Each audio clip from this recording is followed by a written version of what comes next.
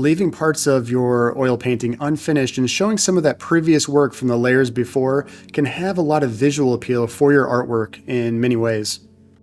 Leaving these little windows into my previous layers has been something that I've really embraced over the last 10 years or so of creating my portrait paintings. This painting that I'm demonstrating today actually shows a little bit more than just windows into those previous layers. A lot of the initial brush strokes are fully exposed by the time this painting is done, and it really does show that you can leave more than half your painting unfinished and just focus on one particular area of your final work and have a very satisfying final piece of artwork. Of course, there's always going to be people that feel that your work just isn't finished because there's a lot of places that don't have those final qualities to them, those final little details that should be shown throughout. There are those people in that group, but there are people in the other group that really appreciate the imagination and engagement they get from looking at a piece that has those incomplete areas. And that really helps to engage the viewer's imagination. It invites the viewer to mentally complete the painting on their own and become an active participant in the creation of the work. And I see this quite a bit with my work. There are many times where I don't finish the eye areas that much, and I leave them with a little bit less detail, a little bit more abstract, and that gives the viewer a chance to come up with their own interesting take on what's happening with the subject in my work. And if it was all detailed down to the final little piece, everything was at the same finished quality, the work may feel a little bit more boring, it might not draw the viewer in, and it might not have some of that mystery that could have been created by leaving some of those unfinished areas. Another great part of leaving some places unfinished is usually these unfinished areas or those initial brush strokes you put in tend to have a bit more of a expressive nature to them. They have more movement.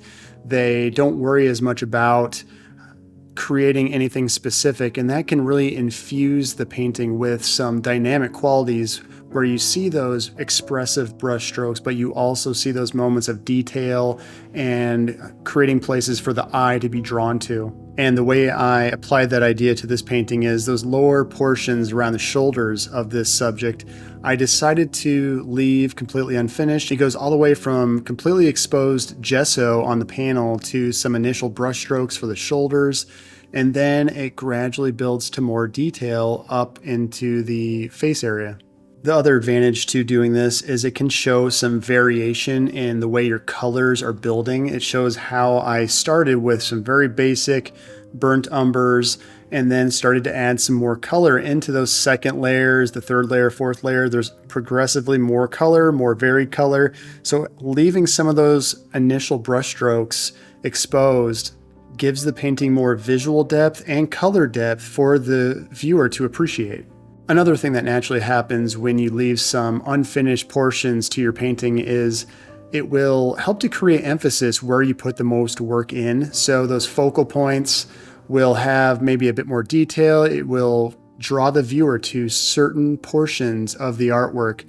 With mine, for instance, as you're going to see towards the end of this painting, is I like to create a lot of abstract elements to my work, and that's how I like to draw people in.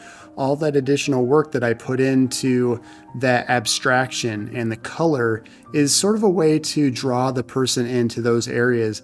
Some people do that by painting the eyes very detailed, and that will draw you to the eyes.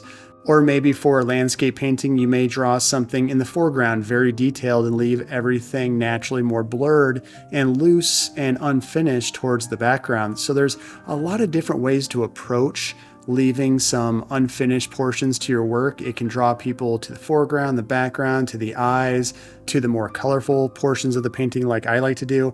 It's really up to the style that you're going for, but by leaving something unfinished, it will really help to draw the person in different ways.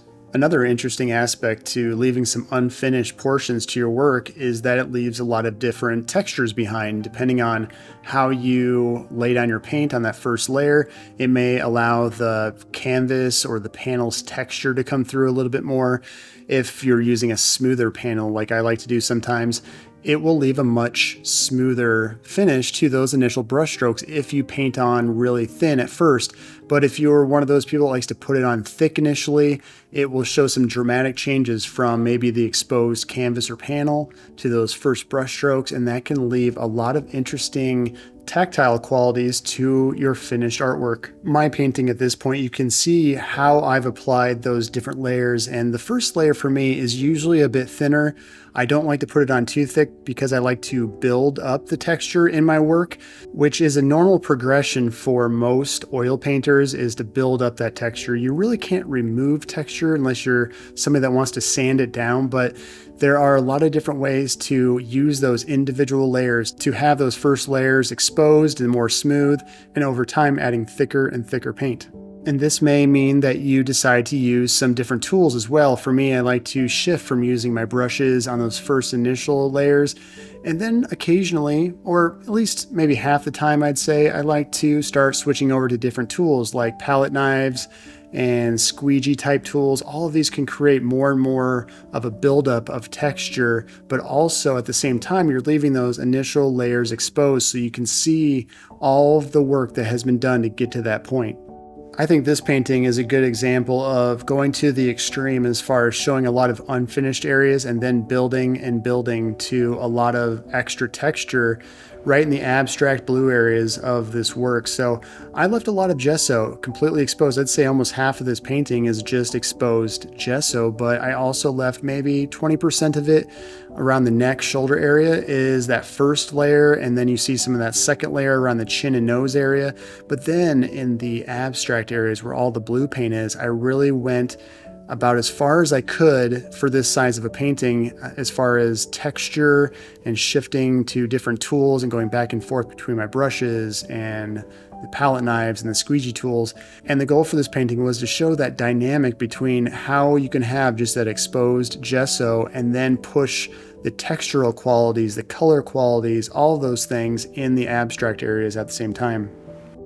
With all of this in mind, it really becomes clear that there are many different ways to apply this idea of leaving unfinished areas. You can use it in small amounts, you can use it in large amounts like this painting, but it is very limitless in the ways you can create your artwork and use different style choices to come up with your own way of approaching this. So if you do want to learn a little bit more about how I paint and the way I approach my work, I have a lot of Patreon tutorials through the links below. Check those out if you really want to dive deep into some possible ways that you could approach your oil paintings.